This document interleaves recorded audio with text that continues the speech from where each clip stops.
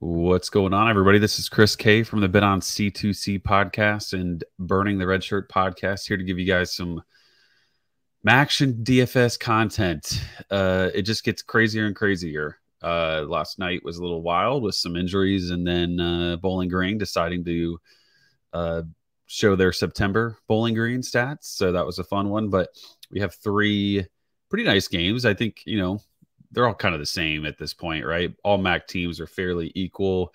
Kent State, I think, is the lone big favorite. There's something like 10-point favorites here. Just real quickly to look at who's got the highest implied team totals. Kent State is at 33. Central Michigan's 29. Eastern Michigan 26. Western Michigan 19. You see some ones and then in between that. So really, I would just point out Western Michigan's total is 19. Kent State's is 33. Those are going to be your two high lows there. But starting it off with quarterback, I just think generally speaking, the options are really nice, especially at running back. But at quarterback, it gets a little it's a little murky. Schlee is going to be your go-to, your safe guy, your all reliable. He looked way better last week against Bowling Green, but I guess everybody looks good against Bowling Green. But 4 total touchdowns. There's a bunch of injury concerns. Dante Cephas, I think he left last game early. He got limited snaps. So we'll see what happens there. But they've shown to have enough guys around him to help him produce some numbers. So I think he's your go-to here. I think there's enough value here to make that happen. The other guy then to consider would be this Trayson Bourget. I'm sure I said it wrong. Oh, well. We saw him see a nice uptick in rushing last week against Northern Illinois. So, I think he had 17 carries to Sean Tyler's 18 carries. If we see anything like that again, that is a high upside, high floor type play. He's really got one main guy he throws to at this point in the season, but I think that's totally fine. Against Central Michigan, you worry, do they get kept off the field with Central Michigan's run game? They do have the low implied team total, but he's also fairly cheap, and these other quarterbacks get a little split or just are not good. Like Brett Gabbert's just really not all that great. He projects for about 14 points for me compared to Schlee's 24 and Burgett's 20. He had a nice game last week against Ohio. If he does something like that again, right? Like, of course I want that. I think he'll probably be, in that third or fourth option for me, but I won't have a ton besides those top two guys I already mentioned. It'd be nice to see what the deal is with Central Michigan quarterbacks. Daniel Richardson's kind of a no play for me. He's pass only, really. And he splits so many carries amongst, or should say snaps amongst Bauer.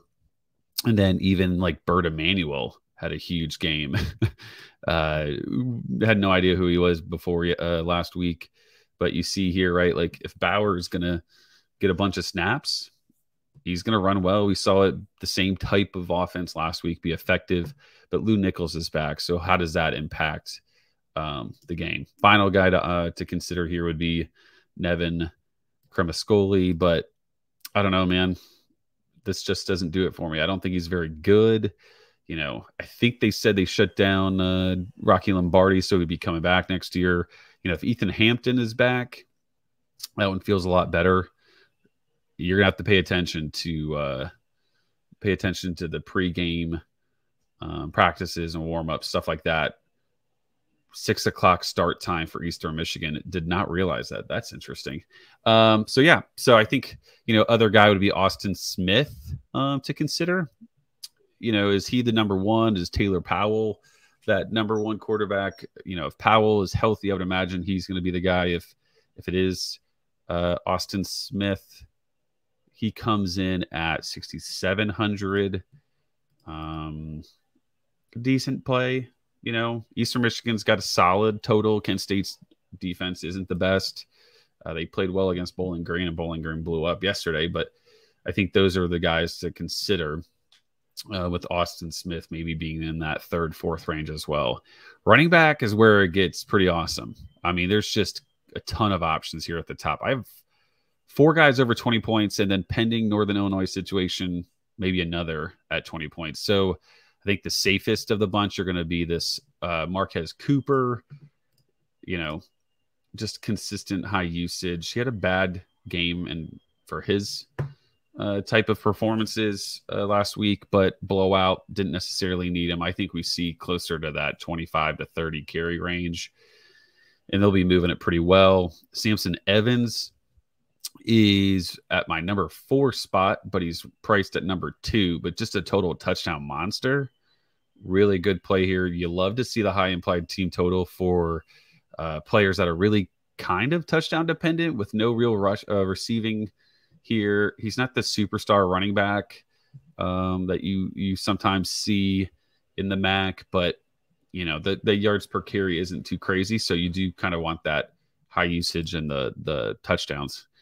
Number 2 guy for me is Sean Tyler. This is a play I don't mind fading or pivoting away from if we think there's some high ownership.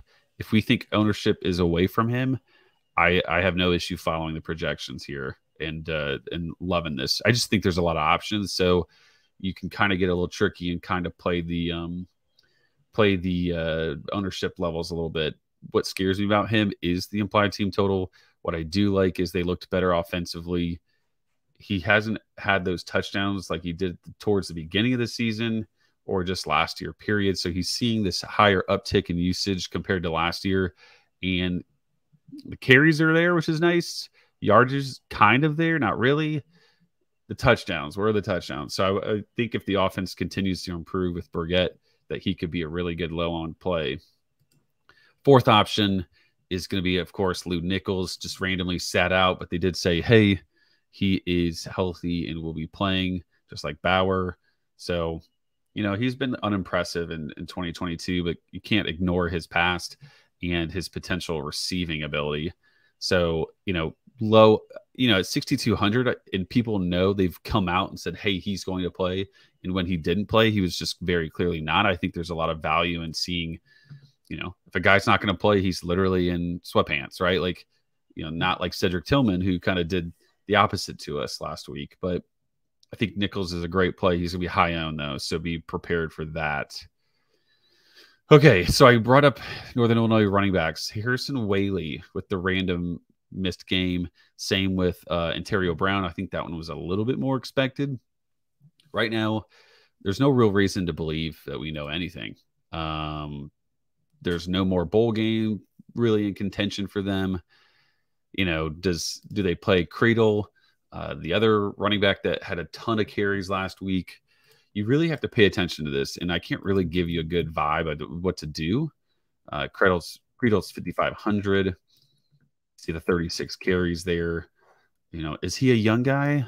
If he is, do they care about redshirting him? Let's take a quick look. And yeah, from Columbus, not too far from me. So yeah, do they bench him because they want to keep that redshirt status available? What I'll say is if one of them is announced in and the other 2 out, I think that's an amazing play, whether that's Brown, Whaley, or Creedle. If 2 of them are playing, they're still good plays. They're just not, that high level. And I would be wary of Creedle for that redshirting purposes. I think we'll end up seeing that Whaley and Brown are back, and Creedle is not going to play, or would be that 3rd guy anyways. So who cares? And I think Whaley and Ontario Brown are good options. I like that 4,800 price. These are what the types of games you'd expect when he is healthy. So I do like him at 4,800. And I think because of the murkiness of the situation, it's the middle game. We might see some nice low ownership there because people are scared away. So guys to consider there. At receiver, we have, let's see here. Well, let me circle back. Running backs, I didn't finish them up. Miami, Ohio guys all project about the same for me. I'm not thrilled about it. No other Kent State guys intrigue me. Central Michigan plays a lot of games behind Nichols. So really it is those 5 or 6 options I mentioned. So I did cover them all. Receivers. So they are let's see here, about 8 or 9 guys around that 10-point range for me. Corey Crooms is number 1. It's just such a high usage type player. I think he's at something like 35, 37% of team targets is what I have him at. when you have that type of usage, the 19 points isn't great for the total for them, but can you go wrong with 10, 11 targets? Not really. So I think he's an amazing play. The only reason why Kent State guys don't pop at the top here are we just don't really have a lot of knowledge as to what's going on. It does seem Devontae Walker is perfectly fine. Touchdowns in 4 of the last 5. And this is with him kind of getting hurt early on. So he looks totally fine. I think you can fire him up pretty easily. Jaysean Polk gives you a little bit of value. He's actually led the team in targets 2 straight weeks. But again, Walker got hurt. I don't have a problem saying Polk's going to get more targets, but his targets aren't going to be as good. They're going to be short yardage type plays like we see here. Nothing really in the end zone. I think they go Cooper, Schlee, Walker around the goal line. So, this is more of a cash play, but considering the usage, I don't have any issue thinking his upside isn't 13 for 100, right? And that's 26 points on DraftKings. Other options there to consider would be Mac Hippenhammer, another guy that's seeing a ton of usage more recently. He's in the low 30s, 3 touchdown game last week against Ohio. If you like Gabbard, I think you have to like Hippenhammer. So do consider him there. Miami, Ohio's projection, or I should say projected team total is around 22 per Vegas. So I do think that's not bad. It's not great. Where are they scoring, right? Their running backs are kind of iffy. Gabbard looked pretty decent last week, so I think this is a good play at a decent price. Other guys, Eastern Michigan has got maybe 4 guys in play. Dylan Drummond, I believe, led the team in targets last week, got the touchdown here. Baydoun, he's been largely underwhelming. I'm probably not going to have a ton of him. One guy from their team I probably will have a decent bit of is this Darius Lassiter. 3K is pretty interesting. 3,500. There's probably going to be super low owned. I do think, like, based on targets, I'll pull them up real quick on my other computer or monitor. He saw only 2 last week, but for the week before that, with everybody playing, he has a 10 target week. I won't have a ton of them, but a decent bit, enough of a sprinkle, right? Because these other guys at running back are so studly that it's worth maybe throwing a dart here or there at some guys. Other than that, Cole Tucker, not really playing around with until we get better quarterback play. That's just a lot of money. Lassiter could do this quite easily, in my opinion. Jelani Galloway has seen kind of a drop in targets. I'm not really too thrilled about him as an option. Jalen McGahee, no. Finn Hogan, no. One guy you want to take a look at maybe for cheap options here is Cade Conley. I believe 4 and 5 targets the last 2 weeks. If they have to throw it at all, it's really going to be him and Carrier, if you want to get fancy. Here's a little slow today. Nice. 6,500. I'm not really thrilled about this option. I don't think they're going to be passing enough to make that viable. I'd rather go the Conley route if you think they're going to pass, because it limits the risk. You're spending very little, and I don't think there's a ton of cheap options at receiver to make this happen. Other ones you should consider, maybe Finn Hogan, I guess, if you want a sprinkle of a receiver for Central Michigan. He's 3,600. Again, risky, but there's not a ton of receivers that are cheap, and we love the expensive running backs. So I think there's a bunch of options to consider, but not, you might want to sprinkle 5% of each, 10% of each, and just hope, you get the right one to hit. Let's make a lineup. So Schlee is my quarterback, of course, and then let's go with Bourget. Those are my top 2. Now, 4 options to consider at running back. Let's go Cooper here. Let's go Tyler, and let's go Nichols. I think of all the options, those play around with ownership a little bit, and then also have an opportunity to have huge games. Now, how close can we get? We can't get too close with Crooms. Crooms is expensive enough. So if we were to do like Poke here, 4,500 still in an interesting spot. What if we went to running back and saved us some money with Cooper and instead went Evans. That's 4,800. Who are we looking to get to, I think is the question. Let's take a look here. Yeah, see if this is too expensive. Just was curious if they had a note there. Gets a little tricky when you do it like that, right? Even if we did cheap with the second quarterback, even if we do go, Poke, who I think is, if Cephas is out, that's a lock of a play. Makes it a little difficult. So I think this is where you do play around with the cheap guys. So if you do Conley, you get here, and now you pick your favorite running back, right? You could go Cooper over Tyler. You could go Evans or Cooper over Evans. Cooper can't go Cooper over Nichols, but you could do like Whaley if you wanted to consider that. So I think there's a bunch of options there. And really, if you wanted to take a look at maybe someone else at receiver, I think in this range, Sambucci, maybe Miles Marshall is not too thrilling of an option. And then Trell Harris, I think, is that other kind of Kent State guy that could be in play, but you would need a little bit of help. You would want Cephas out, maybe Walker ding something up, that type of thing. But wanted to give you guys some options there real quick. And then I guess I'll do it again to myself. Let's hit FanDuel real quick. FanDuel. I will say this. They're on top of the slates here. So quarterback actually is that number one here. Where's Burgett? Yeah, Burgett 8,000 is a really nice play. I think there. Ethan Hampton's pretty cheap if he starts. Austin Smith is cheap. So I think there's some cheaper options in this to start. That's nice.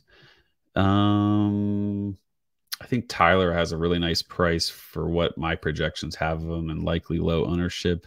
Whaley, a great price if he plays. Where's Credo at here, just in case everybody's out? 4,200. Good Lord. That's nearly a lock if he plays. And then a receiver. Poke is 7,700. That's a good price. Chromes is good. Walker's good. Hippenhammer is a nice price. I don't think you have to get a little as creative and risky on FanDuel, it seems. Yesterday was a little bit more difficult for sure. Let's make a quick lineup. Actually, and let's go Burgett just to keep it kind of similar. Let's assume that Whaley is back. I think you would want to really consider Tyler. You can go, well, see, this makes it a little difficult where you only get to choose two. This might be I don't know if I would lock in two quarterbacks on FanDuel. Let's go to receiver and see what we get after the fact. But let's see, if I did that, 6,200 is what I'm left with.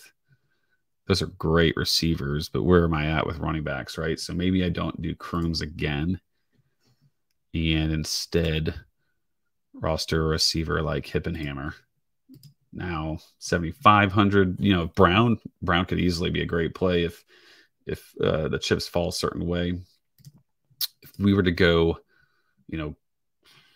Crooms over Walker,